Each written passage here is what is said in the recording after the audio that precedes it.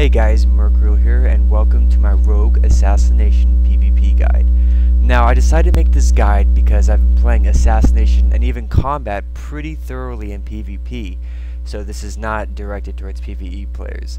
But I want to give you guys a brief overview on just how well and how damaging Assassination can be. Obviously, Assassination lacks, to get into it, mobility, which sub has. We don't have shadow step, we don't have 2 vanishes, 2 dismantles, 2 smoke bombs, but that's okay. For what we lack in mobility, we make up in consistent pressure and surprisingly extreme burst. Now I'm going to cover in this spec something very rare that most Assassination rogues don't do.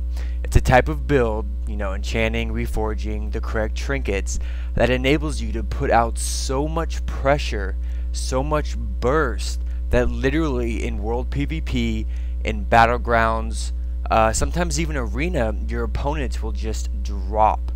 Now, it's a very different type of spec. A lot of people, especially on my server, complain that Assassination just doesn't have the required burst damage that maybe sub has during their dance.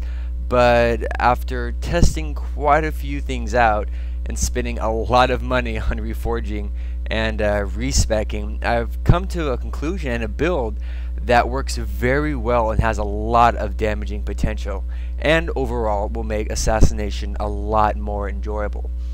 So, just to start off, because I know someone's going to ask, the add-ons I'm using is the Razor Naga add-ons over here, which is basically the exact same thing as Dominoes. The energy bar you see right here is co-mergy. It just tracks my combo points and how much energy I have. I have it split in the middle, as you can see right here, to 55 energy, because that's how much Mutilate costs. Other than that, I have X-Pearl, which is simple, and then over here, as you see right there, for stuns, incapacitates, blinds, this is Skeen Stun Watch. It's a really cool add-on, in my opinion, and that's basically it. Okay, to start from the top, Assassination, your main gems and reforging is going to all be mastery. Let's see. I'm right now sitting at 19.07 mastery, which increases all poison damage, including envenom, by 66%. Now that's also additive with vile poisons, coup de grace, etc. And of course it stacks with vendetta, the extra 20% on your opponent. So in general, my poisons hit extremely hard. Now I'm going to show you the macro here in a little bit that gives you such damaging potential. I also have the Tolbrad agility trinket. I have most items that are bound to a 2-minute cooldown, because everything is usually macroed in to Cold Blood and Vendetta, which is also on a 2-minute cooldown. I'm running the typical 32-7 build. What this basically is it focuses on defense for the Assassination to get up ramp time.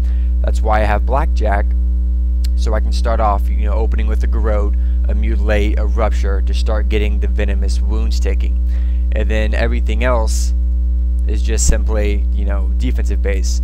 I didn't put any points in the opportunity, which increases Mutilate damage and Garrode, because I'm sure you know that Assassination damage is entirely based off poisons.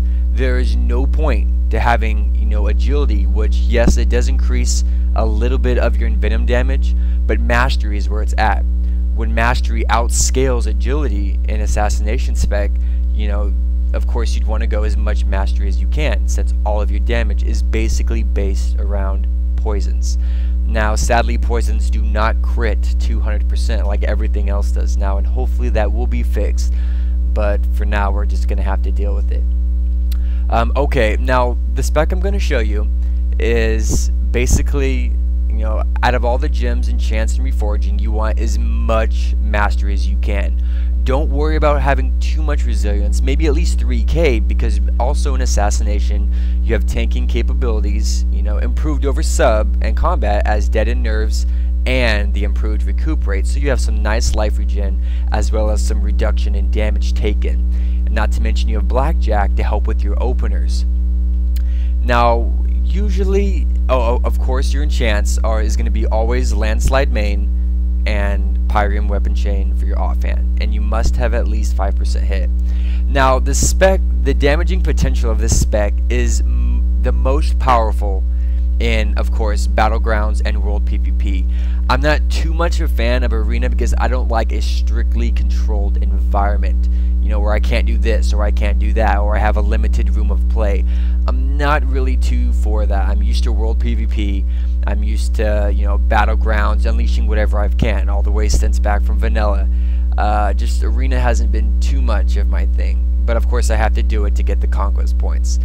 Anyway, the reason why I said World PvP and Battleground is because you can macro either a flask into it or a potion, and that's what I have right here. My number 3 button is called Death because it's usually my most powerful macro, and I'm going to show you what it is. Let's see right here. Okay, this is all in 2 cooldowns. The first button I press is 1 button. This will activate Cold Blood, my trinket, which is Unsolvable Riddle, which gives me 1605 agility. It also activates Potion of Tovir, that's another 1200 agility, and it casts Vendetta.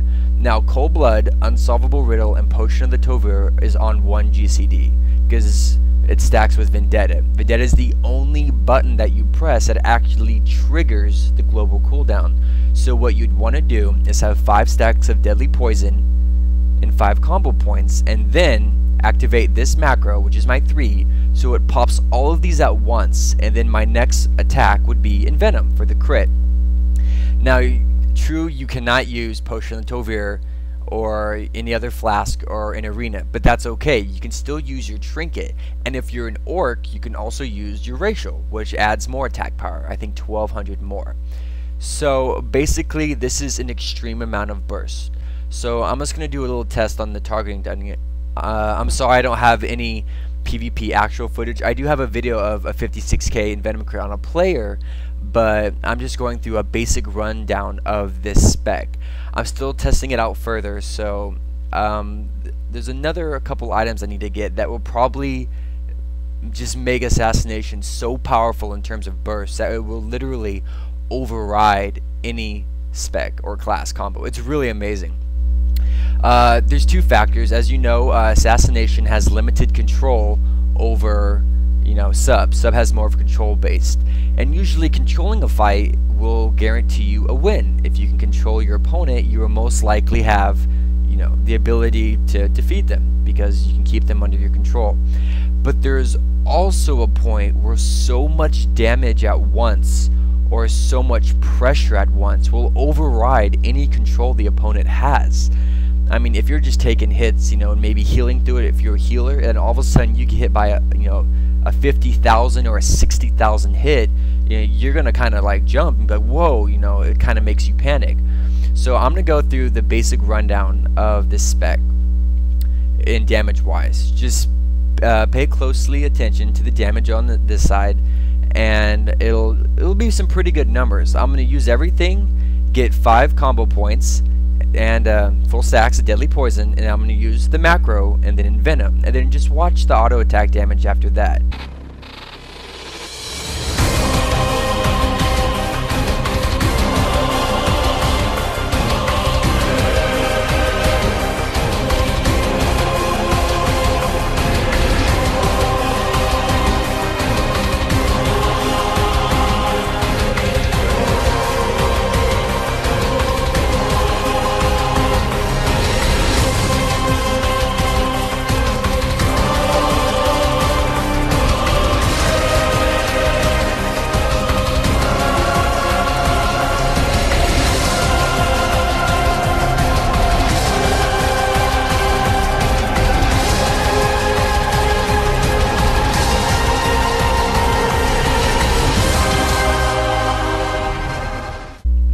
So that's it for the basic rundown. I'm also going to do a combat tutorial guide and show you the one-shot macro. What I just showed you is basically the Assassination one-shot macro.